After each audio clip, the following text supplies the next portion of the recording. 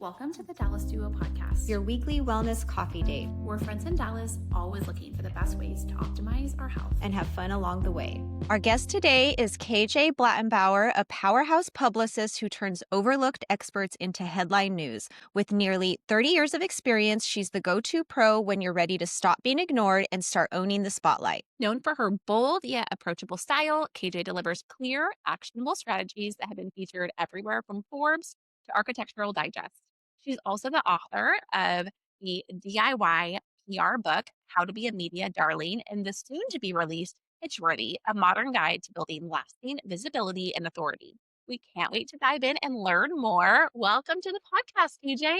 Welcome. Thank you for having me. We're so excited that you're here. I feel like this is an area that we really haven't covered yet, so I'm so excited for our listeners and viewers to learn more. And also for us to learn more. I know. Yeah. I'm excited. We have so a PR is like a whole new world, I feel like, to me. So I'm interested, KJ, how did your journey into PR even begin? I feel like I was born into it. I know that sounds really corny, but I grew up in a tiny North Dakota town where literally everyone is in your business 24/7. And it's usually before you even know what your business is that they're all up in it. And so I learned really early like how stories are going to travel, how quickly something can get twisted and out of control, and then also my teenage years, like how to clarify the narrative before it spiraled or got back to mom and dad.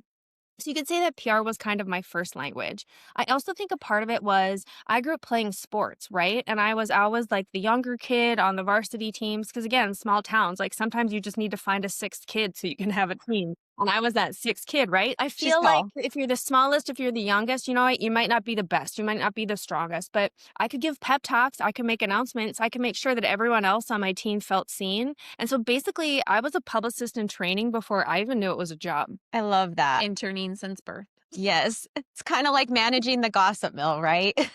Right. I learned very early. Well, and I always thought like PR was such a glamorous job. Like my first view at it was like Samantha Jones on Sex and the City. Right. Like I thought I was going to be laying by the pool, having drinks with celebrities. I'd have all these fabulous outfits, all this fabulous money. My first job was getting people coffee and getting people's fabulous outfits from the dry cleaner. That was my first PR job. We all got to start somewhere, right? Vibes. I love that. What was the moment that you realized publicity was your standout strength?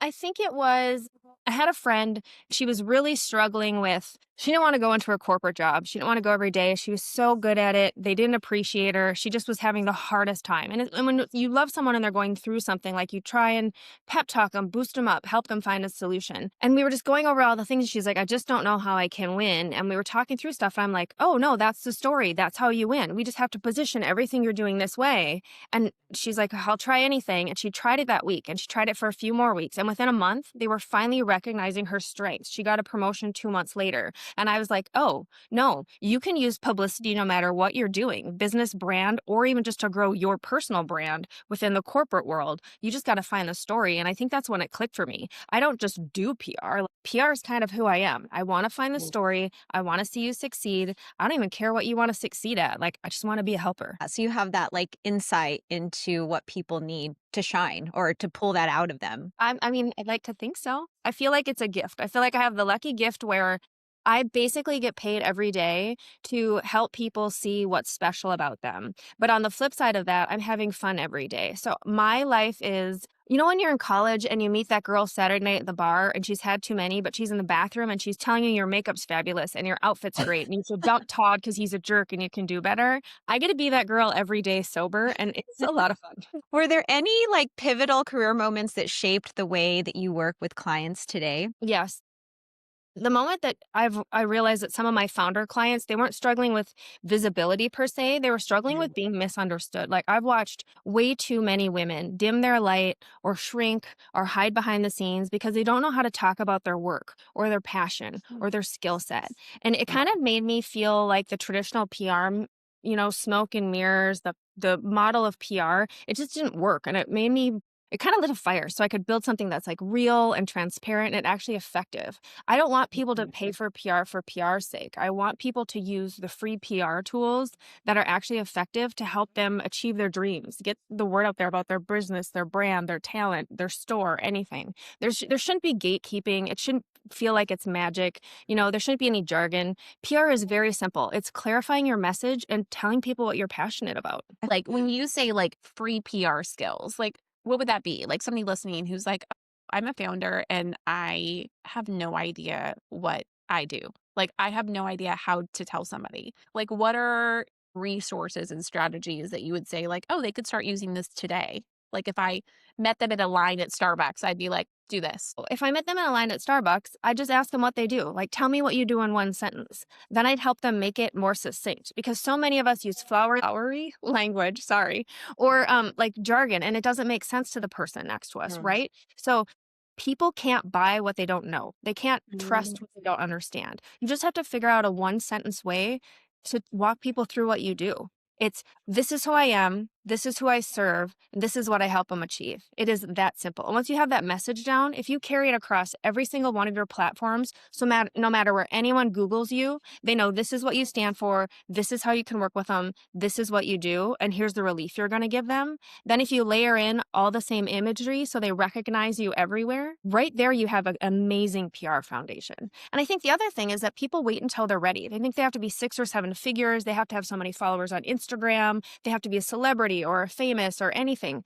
Every single person can use PR all day long. I just PR'd my Christmas gift for my husband. Like, you can persuade anyone. I mean, use your gifts for good, right? Not for evil, but you can persuade anyone to your way of thinking if you help them see how you can help them, because people truly just want to be helped. All you have to do is have a strong foundation and then know what your goal is. And once you know what that goal is, you can find all the channels, all the vehicles, all the media to do it. There are free resources like Sources of Sources, where they will email you twice a day. Hey, I'm looking for experts in this industry or this. I literally just need you to send me back a quote about this.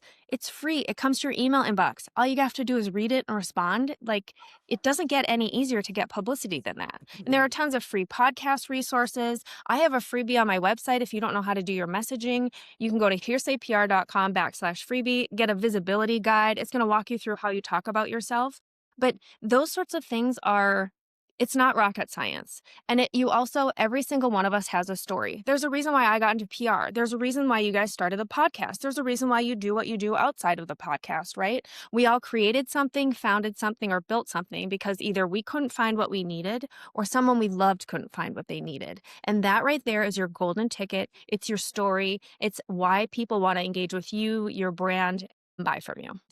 I think that's so true. And I think sometimes when you have something that you have founded, you're so stuck in it, or maybe you take for granted that people already know. And so I really love the points that you hit on, how to get your message across. I feel like this is what Andrea does for all the like, spa treatments in Dallas. So she's like, yeah, I just had like diamond microabrasion. And I'm like, what is that? And then she has to explain it to me, like real world terms. I don't know what any of this is. Can you please put it into like normal jargon for me so then I want to buy it? And then I do, but it's like I have to have somebody do PR for it first. It's just because our minds don't work. We're not inundated with it. Like, you had me at diamonds, but then at microabrasion, I'm like, that sounds like it hurts. Do I, like diamonds? Ew. So just tell me, oh, my face is going to glow. I'm going to look like J-Lo. Sign me up. Yeah. Those, you just have to know those things. You have to connect the dots for people because we all have short attention spans. They're getting shorter, but we also are so overwhelmed by all the noise that's going on.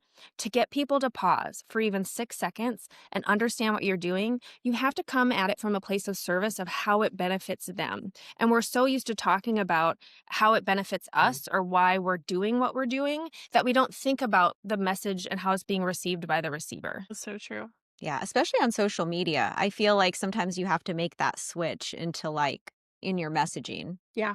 That's been a big shift, like a big learning lesson. Definitely. In your experience, what do you think most women misunderstand about PR? I think we were taught that if we promote ourselves, talk about what we're passionate about, highlight an award we might win or something we've done, a win we might have, that it's bragging or it's boastful.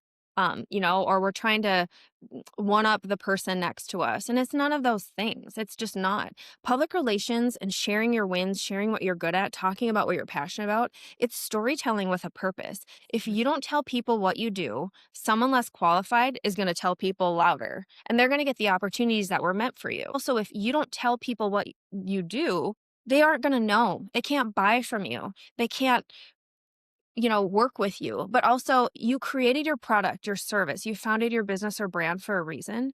If you don't tell people about it, you can't serve those people you just did all that hard work for. And Mhm.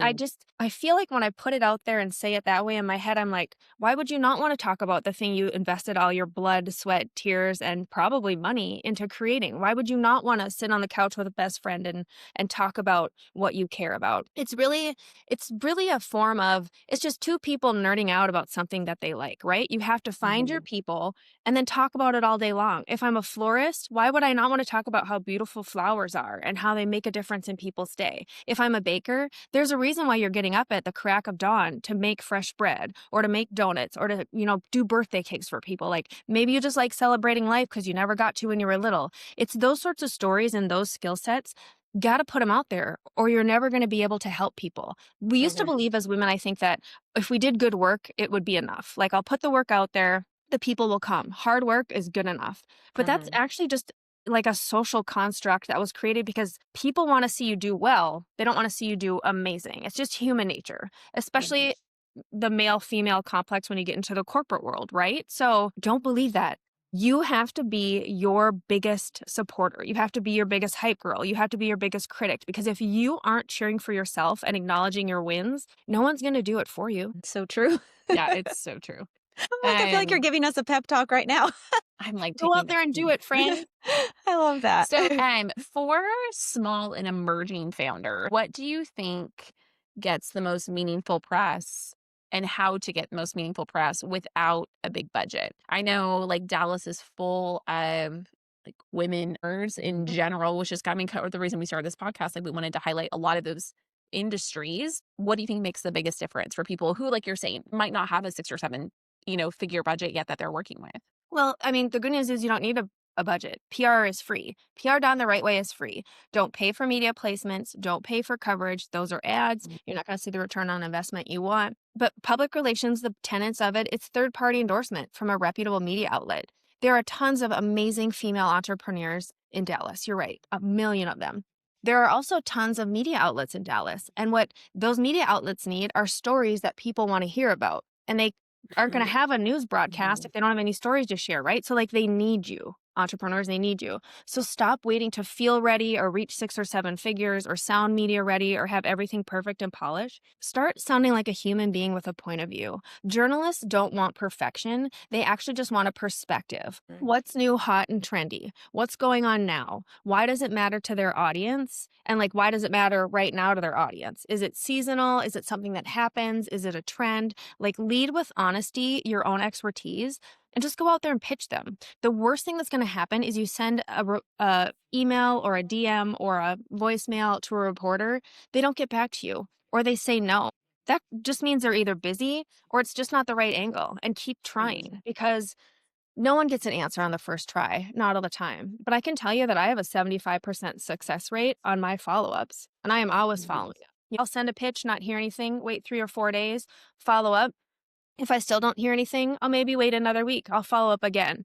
But I'm also going to pick up the phone because I don't care if you say no to my face or no over the email or no over the phone. Like, no just tells me not right now. And 9 times out of 10, journalists are people too. They want help with their stories. They're going to tell you, hey, this is why this didn't work. Or my people are looking for this. Or try my peer. They might be a better angle for you. That's what you need if you want to move your business forward. So don't wait till you're ready. Don't think you don't have a story. Don't think you aren't worthy of the spotlight. You're doing something cool. You made something cool. Tell the world about it. We want to know. I think that's a good point about timing. Like, I always think like, oh, if someone tells me no, maybe it's not the right time, but at least I'm like in their inbox. I'm at least like a blip on their radar. Maybe they'll think of me when the time comes or if I follow up. So I Right. think that's super important. I had one today. I had a client I pitched 5 months ago. 5 months ago, they had an amazing story. We pitched it.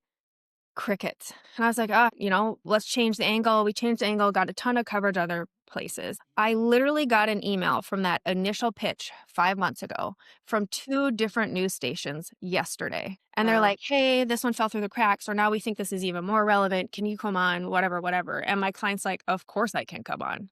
So you never know how long things are going to sit there or what the longevity is. That's also the beauty of PR. Like, you could send something, it might not hit right away, but it will hit eventually. But also you could appear on something. Like, I'll be on this podcast. We'll air it, we'll all promote it.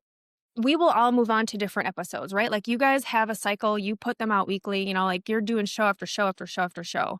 I might go on to another appearance, but this podcast is going to live online indefinitely until you guys take it down. Someone might listen to it the week it comes out. Someone might listen to it the day it comes out. People will still be listening to it 5 years before it comes out. And the PR advice is still going to be as relevant. And that's the beauty of media and public relations. Yeah, and like evergreen content that lives. Like I think about Mhm. emails too, like when you pitch something, like it is kind of like evergreen content in that person's inbox. So if somebody's searching in their inbox for, I don't know, like Thanksgiving recipe or Thanksgiving and like that email pops up that they didn't respond to, like it gives that journalist an opportunity to not have to chase something new. Like they have an existing lead to follow up with instead of something that they have to work for. Yeah. And thank goodness for YouTube too. We try to put as many keywords in there as we can for each episode. And so it gets pulled up. When you're pitching something and trying to support your clients in the best way possible, what makes a story truly pitch worthy? Like I'm sure you have this scenario where like clients come to you and they're like, I want to do X or I want to talk about X. And you're like, well, that's not really pitch worthy. Right. How do you change it? Like, what are the levers that you Mm. kind of move to manipulate it to be like, well, now it's pitch worthy? Right. Well, I think when people come to you with something they want to pitch, it's usually very salesy. It's all sales focused. And Mm. that's not pitch worthy. That's not media friendly.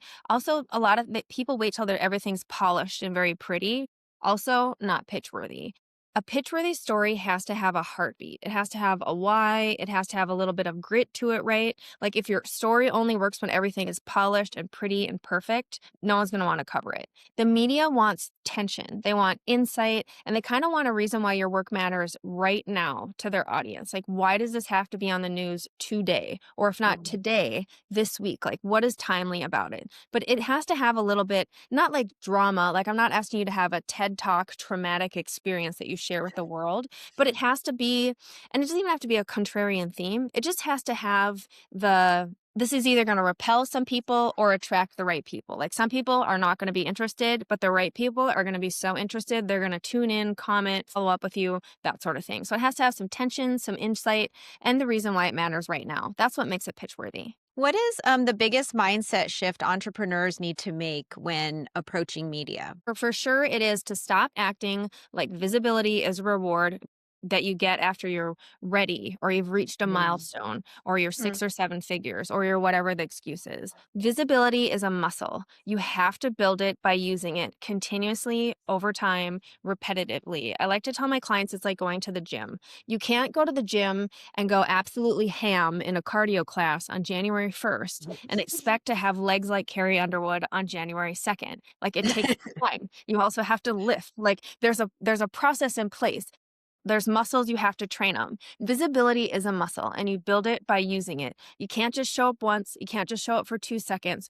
It's a repetition over time. And once you do it for a week, 2 weeks, 3 weeks, a couple months, it's going to snowball. One podcast episode leads to another podcast appearance. One TV interview will get you another TV interview. Press here gets you press there. And then it snowballs where the machine's just rolling for you and you don't have to proactively pitch yourself. People are going to start coming to you. Well, and I think as you go, in our experience, like you get a little bit more comfortable. Like it doesn't feel like this big intimidating thing. Like, sometimes you still get nervous, but it's not like you just feel more comfortable doing it. Yeah.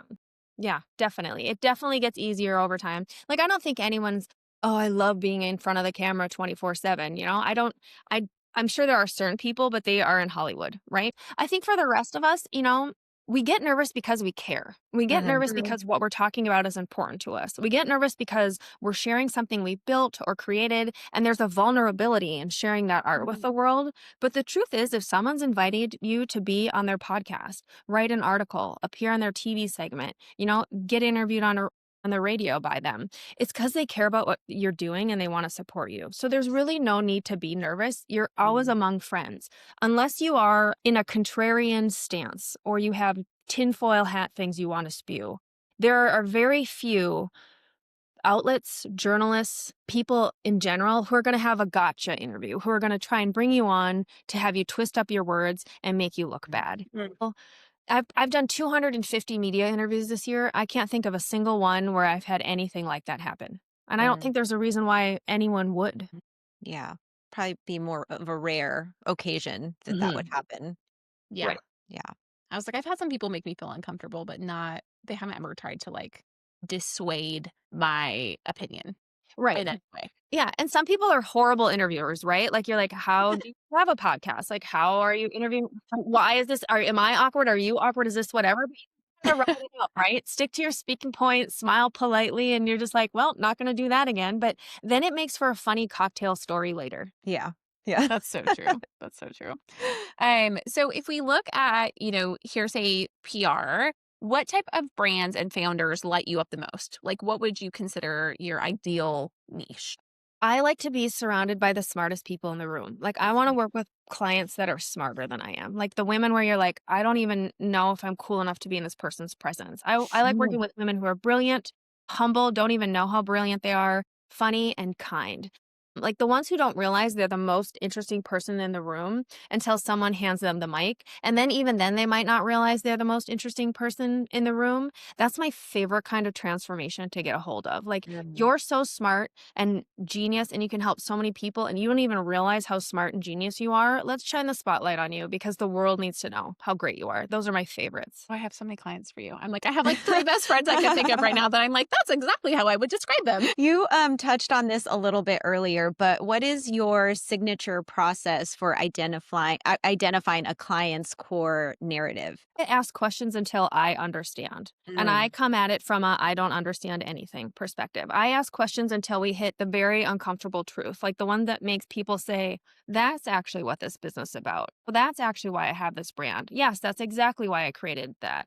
Because I think that rock bottom is where trust forms, right? It's where a true story lives. It's the very beginning. It's the origin of all the things. And I think that's where someone's authority begins. To me, that's the best kind of narrative. And that's also the best launching pad for all your messaging, for no matter what your brand or business is focused on. That's so true because I always wonder, like when I'm seeking out like someone new, like any type of provider, especially, I'm looking for like their backstory, their passion, their grit. If they don't have a true heart for it, like they don't have their own passion story, I'm like, okay, I love that you're educated, and have expertise, but I usually want them to have their own Like why? Like yeah, why their are you own doing this? deep why.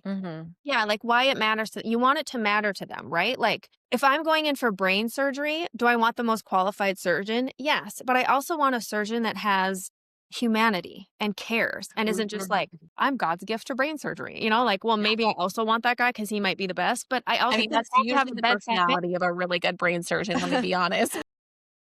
I'm gonna be nervous going into brain surgery. My husband is gonna be apoplectic, worried about me going into brain surgery. Like someone's got to hold his hand. Mr. Green Flag husband man, that golden retriever of a guy is gonna be freaking out. And I just want a bedside manner from my surgeon. So I think that there has to be a human aspect to it because otherwise, especially now post-COVID, we are craving the human connection. And if you don't have anything where you can relate to people, you're dead in the water, no matter what you're doing. Are there any trends that you're seeing right now in media, storytelling, or brand visibility?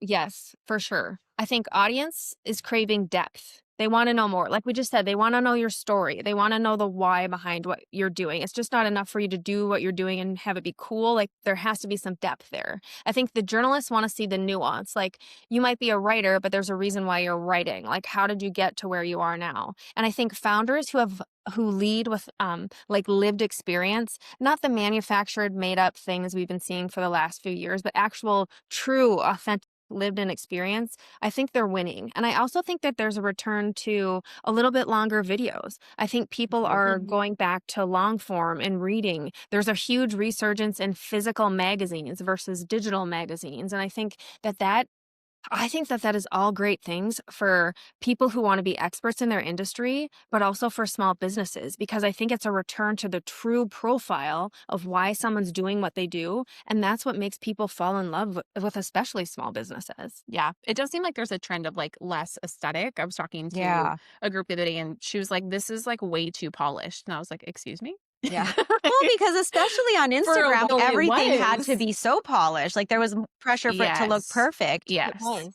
whether you were doing a recipe or whether you Yeah, they're like, were, "That's unrealistic." I'm like, "Well, a year ago, that's what we Mhm. were asking for, you know, but now we're back to realistic." But you see it. You see it, and you can see the trend play out in hindsight, right? Because Mhm, everything started to look the same, and every mhm, colorway started to be the same. And then mhm. Pantone showed us how we were all wrong because they just announced their color of the year, which was white, right? And they did it because one, it was amazing press play. Like, congratulations, Pantone, you got us all. The rage, the not Yeah, rage, like everyone's talking about the color of the year when normally we wouldn't, and it's not even a color; it's white. Like you got yeah, us, you yeah. trickery. But it showed us that we went from COVID and the aesthetic of everything simple and plain and all the same. And then we manufactured the color out of everything. They gave us white, and the world is crying for color. So we've taken Mhm. the whole trajectory. We took the mass manufacturing world, every single thing's the same. And now all of a sudden, everyone wants originality. And I think you're going to start seeing that, like in Mhm. fashion, in people, in the stuff you follow online. Like it's less curated. Look, I love a good curated interior design account to follow. There are influencers like I will die on hills for because they're so good at what they do. But for a lot of people, I want to see my friends. I want to see what businesses are going through. I don't want to just see the cool product you make. I want to see your founder. I don't need to see them crying on camera at 3 in the morning because like it's expensive to run a business. But I want to know that I'm not the only one that it's hard to run a business. You know, like you want to Mhm. see the realism and the person behind things. Yeah. No, 100%. What do you think there's, or if there's more than one, a common mistake people make when pitching themselves? I think there's quite a few, but the biggest one I see is that they treat a pitch like a press release or an advertisement. Like Mm, no one wants your dissertation on why you're cool or what you're launching or what you're doing. They want a hook, they want it to feel human, and they want a reason to care. Like, what is it? Why is it important right now? Why does it matter to the audience you're pitching? And like, why do we need to talk about it today in this moment in mhm, time? That's what you need to do, not just jargon spew every single thing about why you're cool in 16 paragraphs. Like my pitches are maybe a paragraph, maybe 3 sentences. I'm not going on and on about the benefits of all that could happen for humanity. One thing, oh, you just had a baby? I have this mom brand. It's going to be perfect for you. Or mhm, here's what your moms are struggling with. They need this, this, this. Let's talk about it. Here's a founder. Simple, to the point, factual, and make it about them, their audience, what they want to cover. It's not about you and your product. That's mhm. just a way to get you and your product or your service or your business in the door. Well, and I think that is a struggle, is to like over explain or too many words Yeah. or not succinct enough. I think that's for me anyways. That's a struggle. Yeah, like that So, got hit out of me. She's like, "You cannot write a descriptive paragraph about this patient. They are in the ICU. It's like facts Mhm. only." And that's really been helpful over the years. Like, you're like so short when you Yeah. text. I'm like, "Well, yeah." Like, short and sweet, yeah, to like the it has point. because it has to be short and sweet, I right? know. Yeah, well, I mean, I talk in sound bites. So there's no run on sentences. I write like I talk. Like it's just who I am now. Like everything's very short, very sweet. People are always like waiting for me to say more. And I'm like, no, that is the full sentence. Like that's the full Yeah. sentence. Period. Period. Yeah. So much of what we covered today, I know are really sound bites from your new book that is launching, Pitchworthy. What inspired you to write it? Two things. So I think I was inspired to write it because I'm just tired of seeing talented women twist themselves into knots trying to earn exposure that Mhm, they deserve. You know, like you don't need to earn it. You deserve it. Just go claim it. I wanted mhm, to hand them a roadmap that just said, like, here, this is how visibility works. You don't have to guess anymore. These are very simple steps. PR hasn't changed since it was created for the circus. Like, this is exactly what you need to do to shine. But also because I wrote a book, How to Be a Media Darling, in 2019, just because I wanted to write a book. Say I wrote a book, I want to see how long it would take me, just a challenge of like, how hard can this be? Wrote a book in 3 days, put it on Amazon. You know what? Turns out writing a book, pretty challenging. Um, we Love wrote that. this book, and a dear friend that we love, I met her for coffee earlier this year, and I'm like, I think I need to redo my book. I think it's time to update it. And she just looked at me, and in the loving way that she has, she said, yeah, I'm in the business of gifting things. And no offense, your book's ugly. I can't gift your book. I want to give it to entrepreneurs. It's great content. The cover is ugly. Like she just said, like, I think she said ugly twice. And I wasn't offended because in that moment I was like, she's not wrong. The cover is very 2019. It is that bland influencer aesthetic. Like it's not what it should be. And it didn't offend me. I was like, thank you for telling me that. Like you're my target audience. If you think my book's ugly, you're not even gonna get to the inside. And that she helped me create a cute, bright, amazing cover that's going to stand out. It's going to be easily giftable, but it also gave me a chance to redo the book and make it 20 more chapters updated. That's going to help everyone get from point A to point B, from this is what PR, here's how you find your audience, here's how you deal with negative press and the trolls. But it's also part pep talk because we all just need a little encouragement to step into the spotlight, no matter who we are. I love that. And I love an honest friend. Oh, yeah. Everyone needs an honest one, right? Yeah. Yeah. Yeah. So good. How did your own entrepreneurial journey shape the book's message? I think that everything in this book has been battle tested, like pivots, burnout, rebuilds, comeback, all things I've personally been through, right? I don't teach theory. I teach what keeps founders visible when life gets loud or it's noisy or things are hard. I have my own PR business. I've sold businesses. I've had startups with friends. I have a side business right now. I know what it's like to have $0 and need eyeballs on what you're doing or attention to help pay the bills. And so I've tried every single thing that I talk about in the book. And I've also tried it across every industry for clients for almost 30 years. Do you have like a favorite? I know it'd be hard to pick a favorite because you wrote because you wrote it, but do you have a favorite chapter or like takeaway that you're like everyone needs from this book?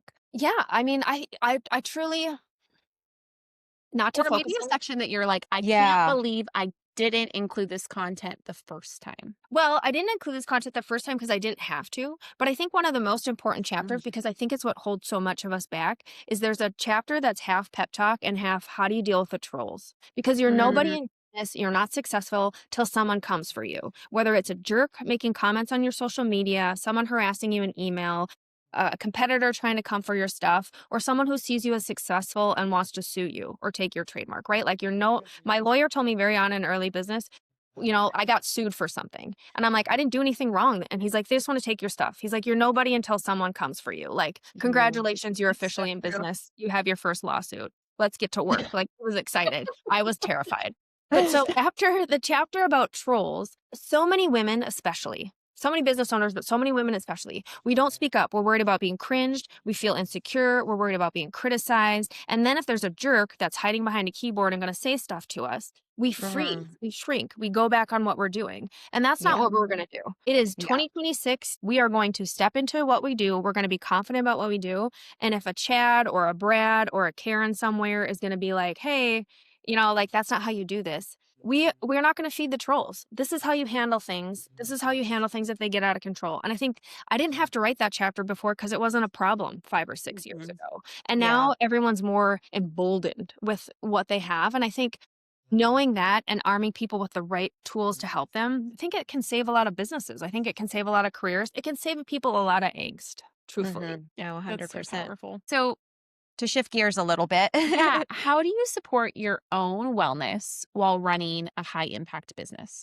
Not as well as I should. Which is everyone's answer. I think across the board. Like you put yourself last when you run a business. That's the number one thing. PR is always top of the most stressful professions you can do, which early on in my career, I thought was the dumbest thing. I'm like, what's so stressful about this? I'm going to hang out with celebrities and party all day long. But the truth is your other people's expectations, unrealistic deadlines, a lot of emotions. Some people can be investing a lot of money on PR. And so it's just, it's just high stress for you. So for me, it is therapy. I have a very good therapist, and you have to have someone to get it all out to, right? And like not a friend, a trained professional, because one, I can't talk about a lot of my clients' things with my peers. A great therapist helps make my nervous system not be out of whack. But I am like a surgeon, and I am precise with my boundaries. I have very strict boundaries. I set them and I hold the line. No leeway with my boundaries. And I think that makes me good at my job, but also I think makes me a good friend because I'm not all about my job.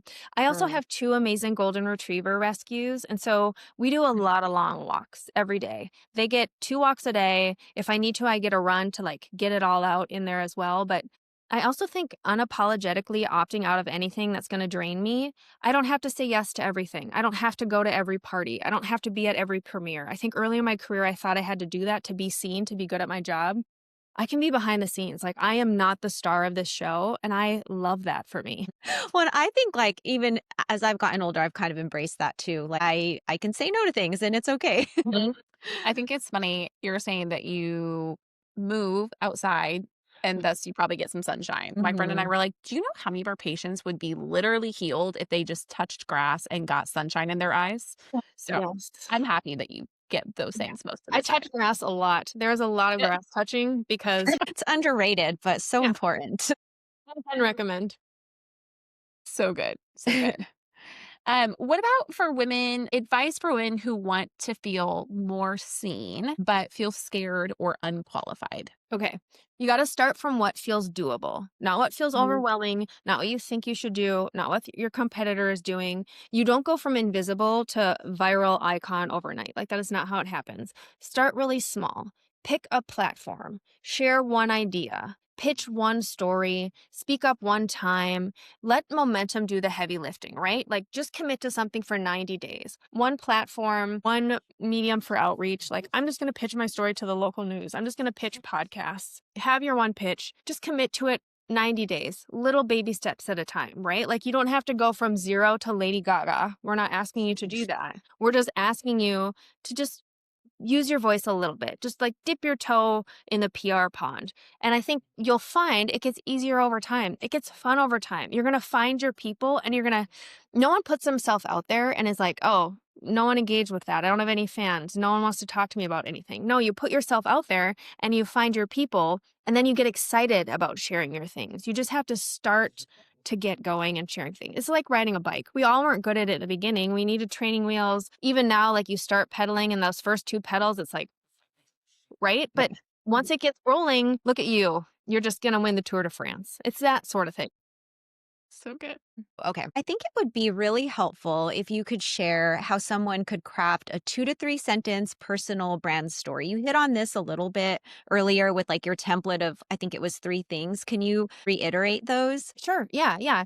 It's say who you help, then say how you help them, and then why you care. That's it. Okay. It's like no life saga required, right? Like, I'm a publicist who helps cool people and bold brands achieve the attention that they deserve. It's that simple. Who I help, how I help them, why anyone should care. And like, when you're sending a pitch, that doesn't even have to be complicated either. It can be as simple as like, hello, whatever their name is. I saw your recent story on whatever the person is or the outlet or the subject. I work in your area of expertise. You put that there, right? And I have a perspective you might find useful. If you're ever covering X, Y, or Z, like what is important, I'd be happy to be a resource. It's short, it's human, it's helpful. There's no performative perfection in that. You include your contact information with a link to your website, you're golden. Like, that is as big of a deal your first pitch has to be. Nothing crazy. I feel like that's so Yeah. powerful. Like, I love nobody is that doing that right now. breakdown. Yeah. That's an email template that people can save Yeah. and make sure that they continue to utilize it because we're And it constantly works. trying to It works 9 overcomplicate times out of things. 10 because the media's busy. They're getting thousands, if not hundreds of thousands of emails a week, right? They need to skim. They aren't going to read War and Peace. If they Right. actually see War and Peace, they're just going to delete your email. You know what I mean? Like, the Yeah. one paragraph thing, skim it, perfect. Contact information, done. Like, what are you doing tomorrow at 6:00? And you're like, it's 9 p.m. And they're like, still come at 6 a.m. Like, that's just how it's moving so fast for them. They're not just sitting there waiting for your email to hit their inbox so they can read it like a bedtime story. Just give them the one paragraph. Okay, a couple questions just for fun before we close this out. What is your favorite celebrity PR moment of all time, good or bad? I once fought Charles Barkley for a cookie at a charity golf event, but I hadn't eaten all day. I was working. He was in the food tent. There was one cookie. All I wanted was a cookie. Oh my God. I'm going to send this to him after. There was one cookie left and big, like, he's a big dude. Like, he's large man. tall. Literally hip checked me to get, like, he was joking, but he hip checked me to get this cookie. I went flying. I was Gosh. not prepared. I'm clumsy on my best day. Charles got the cookie and then felt so bad about Oh, it. that's funny. Oh my gosh. He's my favorite. He's the most wonderful human being. He is Besides yours, what is a book you recommend to any and every woman entrepreneur? It was recommended to me, and it's We Need Your Art by Amy McNee. It's AMIEMCNEE. And extra bonus points if you get the audiobook because she has the most amazing accent. And it's like a pep talk about why you should be creative, even if you're not a creative. It's about putting yourself out there, and it's brilliant. Brilliant. I love I'll have to that. look at that. This has been like incredibly helpful. Yes. I feel like so many takeaways from this episode. Well, thank you. Thank you. Thank you. Yeah, this feels like a free tool for everybody. So, if individuals want to find you, learn more about you, work with Hearsay PR, order your new book, where do they find you? They can find me at hearsaypr.com or on Instagram at KJ Blattenbauer. And then my new book is out January 13th. And because I want everyone to have access to PR and to know the right way to do things, on January 13th, my ebook Kindle will be $1, less than $1. Oh, my wow. gosh, That's amazing. amazing. I'm That's so so excited to great. share. That's so good. I'll be downloading it. Yeah. All right. Well, any final empowering messages for women who want to build something meaningful? Yes, visibility is not vanity. It is a leadership skill, and it is your gift to give to the world. You created something because you knew other people needed it. You wanted to help people you loved. You couldn't find it for yourself. Don't take all the blood, sweat, and tears, the things you've sacrificed, including probably your whole finances, and hide that away. Share your gift with the world. Step out there and tell one person why you do what you do. Then tell another person. Then keep telling people, because the people who need your product or service or business can't find you if they don't know anything about you. And no one's going to know anything about you if you don't speak up yourself first. I love that message. Thank you so much Thank you again for for being joining us here. today. I'm so Thank you. excited for this episode to air. Thank you.